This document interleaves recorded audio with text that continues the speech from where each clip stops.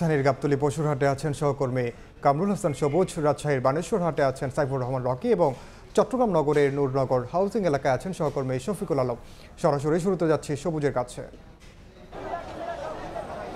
রাজধানীর পশুর হাটের খবর জানাতে আমরা এখন রয়েছি গাবতলীতে। এখানে এসে যেটা দেখলাম সেটা হচ্ছে আজকে সকাল থেকে মোটামুটি বলা চলে দুপুর থেকে বেশ জমে উঠেছে গরু কোরবানির পশু কেনা বেচা। বিশেষ করে ছোট এবং মাঝারি গরুর বিক্রিটা অনেক বেশি, যেটা যারা বিক্রেতা অর্থাৎ খামারি এবং ব্যাপারী তারা বলছেন, এবং আমরা যারা কিনে নিয়ে যাচ্ছেন তাদের সাথে কথা বলে যেটা জেনেছি যে গত 2 দিন ধরে যে দামটা ধরে রেখেছিল সেই দামটা কিছুটা ছাড়তে শুরু করেছে। তারপরেও তার আসলে অনেক বেশি দামাদামি করে কিনতে হচ্ছে। তবে দিন শেষে যারা যে দামে কিনছেন সেই দামটি তারা বলছেন যে মোটামুটিভাবে গরুর আকারের সাথে দামের একটি সামঞ্জস্যতা তারা পাচ্ছেন। তো এই তৃপ্তি নিয়ে আসলে এখান থেকে আমরা দেখছি যে গরু হাট থেকে কিনে নিয়ে যাচ্ছেন কোরবানিদাতারা, এবং এটি যেমন ছোট এবং মাঝারি গরুর ক্ষেত্রে এটি যতটা কাস্টমার পাচ্ছেন অর্থাৎ ক্রেতা পাচ্ছেন বা বিক্রি যতটা বেড়েছে বলা যায়, ঠিক একইভাবে কিন্তু বড় গরু যেগুলো রয়েছে সেগুলো কিন্তু এখনও ক্রেতার অপেক্ষা রয়েছে। অর্থাৎ সেগুলোর কাছে আসছে, মানুষ ছবি তুলছে, দাম শুনছে, কিন্তু কিনছে না। কিন্তু ছোট এবং মাঝারি গরুর বিক্রি বেড়েছে। হাট জুড়েই এই অবস্থাটা দেখা গেছে, কিন্তু বড় গরুর কাস্টমার নেই। এবং অনেক ব্যাপারী যেটা বলছেন যে তারা আসলে শেষ মুহূর্তে রিস্ক না নিয়ে ছেড়ে দিতে চাচ্ছেন, কিন্তু ছোট মাঝারি গরুতে যেভাবে ক্রেতা পাচ্ছেন বড় গরু সেই একই কথা। তারা এখন দাম ছেড়ে দিয়েও, অর্থাৎ যে গরুর দাম 2 দিন আগেও 16 লাখ টাকা চেয়েছে সেই গরুর দাম এখন 12 লাখ টাকাতে এসেছে, তারপরেও আসলে কেনার কাস্টমার পাচ্ছে না। তো হাট আমরা যেটা ক্রেতারা বলছেন যে দাম এভাবে যদি ছাড়তে থাকে তাহলে হাটে বেচা বিক্রি বাড়বে, এবং সেই বেচা বিক্রি বাড়তেই আসলে এটা চলে আসবে, এবং এর ভেতর থেকে তারা তাদের প্রত্যাশা মতো দামে কোরবানির পশু কিনতে পারবেন। তো আমার কাছে রাজধানীর গাবতলীর হাট থেকে এই মুহূর্তে এই ছিল সবশেষ খবর। আমরা এখন চলে যাচ্ছি রাজশাহীতে, সেখানকার খবর জানাবেন সহকর্মী সাইফুর রহমান রকি।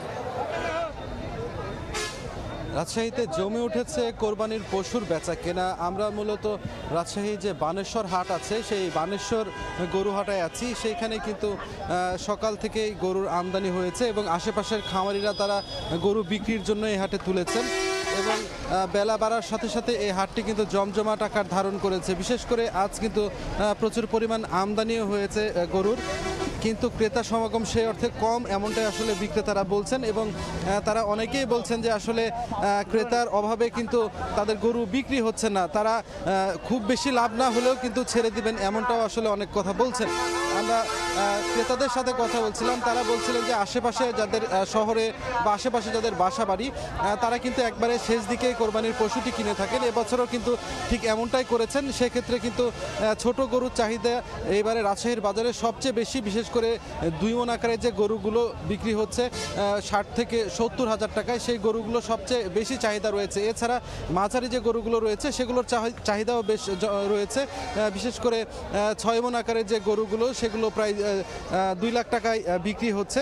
এই মাঝারি এবং এই ছোট গরুর চাহিদা এবার হাটে কিন্তু সবচেয়ে বেশি লক্ষ্য করা গেছে। আপনারা জানেন যে এবার রাজশাহীতে কিন্তু 4,66,000 কোরবানির পশু এখানে কিন্তু লালন পালন করা হয়েছে। এর মধ্যে কিন্তু শুধুমাত্র রাজশাহী জেলায় 3,24,000 কোরবানির পশুর চাহিদা রয়েছে এবার ঈদে, এবং এখানে কিন্তু 1,42,000 এখানে কোরবানির পশু এখানে উদ্বৃত্ত রয়েছে। যে এই উদ্বৃত্ত গরু এবং ছাগল সহ যে কোরবানির যে পশুগুলো রয়েছে সেগুলো কিন্তু দেশের বিভিন্ন প্রান্তে নিয়ে যাচ্ছে দূর দূরান্ত থেকে আসা ব্যাপারীরা। এবং রাজশাহীর যে বিশেষ করে যে হাটগুলো রয়েছে সেই হাটগুলোতে একেবারে শেষ মুহূর্তে যেহেতু চলে এসেছে কোরবানির ঈদ, সেক্ষেত্রে এই বেচা কিনা এখন বেশ জমজমাট বললেই চলে।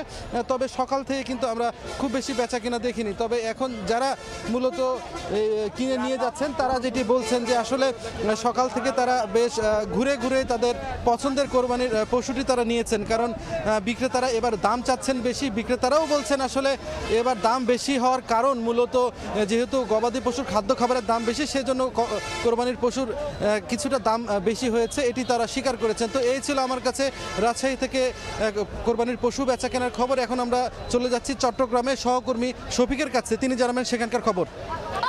আর মাঝখানে আর একদিন বাকি আছে, এরপর ঈদুল আজহা, এবং এই ঈদ আজহা ঘিরে পুরোদমে শেষ মুহূর্তে জমে উঠেছে চট্টগ্রামের বাজারগুলোতে বেচা বিক্রি। এতদিন ধরে বেচা বিক্রি এক ধরনের থমকে ছিল, কিন্তু আজকের দুপুরের পর থেকে কিন্তু বেচা বিক্রি বেড়ে গেছে। অর্থাৎ আমরা দেখতে পাচ্ছি এই বাজারে প্রতি মুহূর্তে অর্থাৎ 1 থেকে 2 মিনিট পর পর কিন্তু এক একটি গরু কিন্তু বের হয়ে যাচ্ছে। এই গরু কিন্তু বিক্রি করে বের করা হচ্ছে, এটা প্রধান একটি ফটক।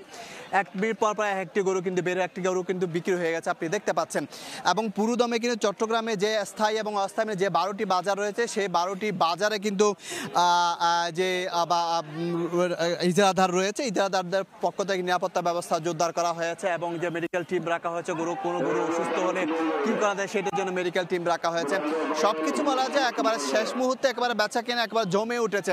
অর্থাৎ যাতে আজকে সারা রাত কিন্তু এখানে বেচা বিক্রি হবে, এবং আগামীকালও কিন্তু সারা দিন কিন্তু বিক্রি হবে।